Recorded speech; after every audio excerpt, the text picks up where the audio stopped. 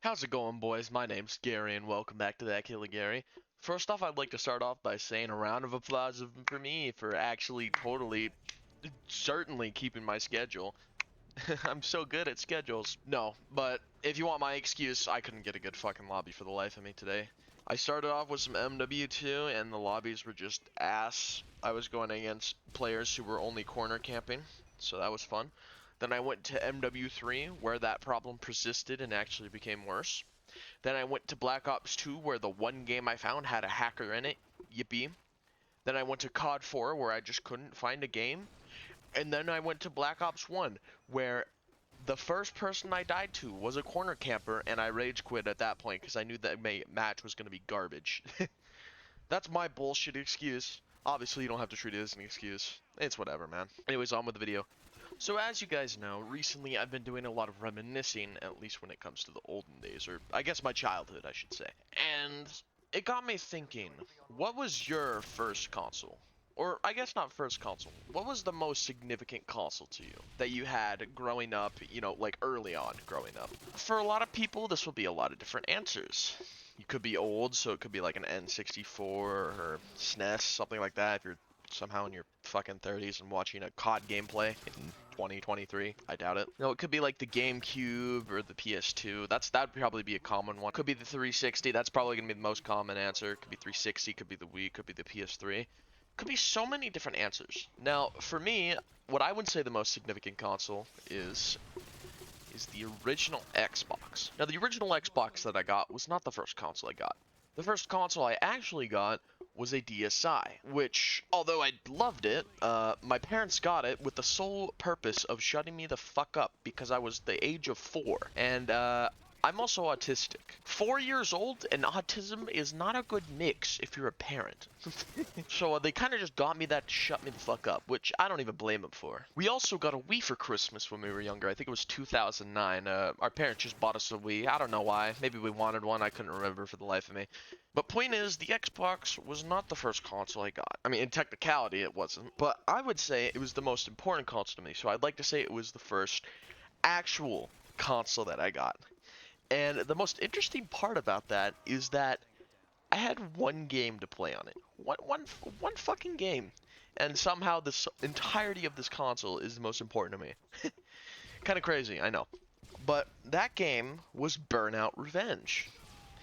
Burnout Revenge, if you don't know, which surprisingly a lot of people won't know, is the fourth mainline installment of the Burnout series. If you don't know Burnout Racing series, it is one of the highest rated ever.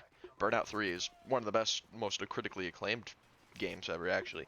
You've also probably heard of Burnout Paradise, another really great game. But Burnout Revenge came in between those, and it seems like nobody has ever fucking heard of it. Like, bro, this game is one of the highest rated. This is a sequel to one of the highest rated games on Metacritic. Sorry, this is a sequel to one of the highest rated racing games on Metacritic. And it turns out it's one of the highest rated racing games on Metacritic. Okay? And yet nobody knows what it is. It's a great fucking game. Basically, if you want to know what Burnout Revenge is, it is Burnout 3, but it's way more focused on the crash elements rather than the racing elements. So instead of just, haha, you can race and maybe swerve the guy off the road. No, you can race and just destroy all the traffic that's coming. Not just the other racers, you can destroy the general traffic. Like, you see that truck there? Boom! Just slam into it and it's going flying. And it's fucking great. I fucking love it. It's probably my favorite game ever. And the main reason I wanted to speak about it is not only because I feel like it's underappreciated and should get more light shined onto it, but also I would say it's the first proper gaming experience I've ever had. You know, before this I had experienced first party Nintendo games, but I think that's what most people growing up, at least my age, would have experienced. And it's like, I mean, yeah, those games are great, but it's a Nintendo game. There's a big difference between a Nintendo game and a game made by EA.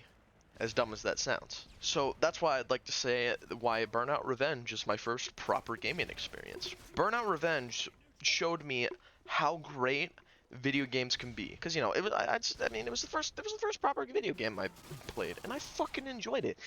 And it brought me into this world where wow, there are so many other great games out there that I could be playing, and they're all so well made in their own ways. They're all so unique. Like, holy shit, man. There are so many. It's such a big world out there with games. That's what it brought me into. And you know what? I did it on my Xbox, and the funniest part about that is it kind of inspired me to get an Xbox 360 and then later down the road buy the Xbox 360 version of this game because hell, they released the game on 360 like a year after it came out. And that was one of the main reasons I wanted to get a 360. And honestly, if I never got an Xbox 360, I don't think I would be the person I was today. So many experiences, so many friends, so many just fun times I would have missed out on if I probably had never played this game on this specific console. Now, it's funny, it's just the first significant game you played, but it means so much in the end.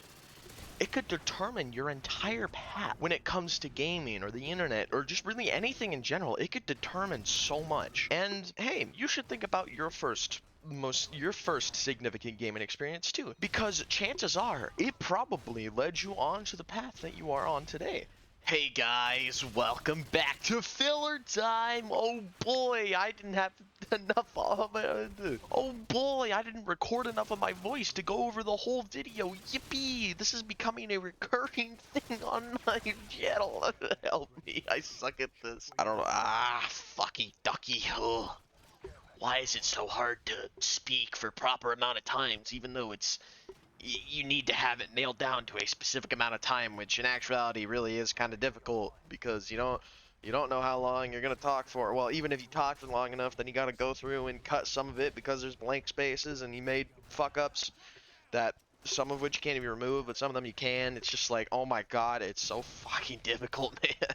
Let's hope this doesn't happen more, but chances are it's gonna. Anyways, that's all I wanted to talk about. Thank you for listening if you're out there, if anyone's out there. Thank you for listening. I really appreciate it. And have a nice day. See you guys later.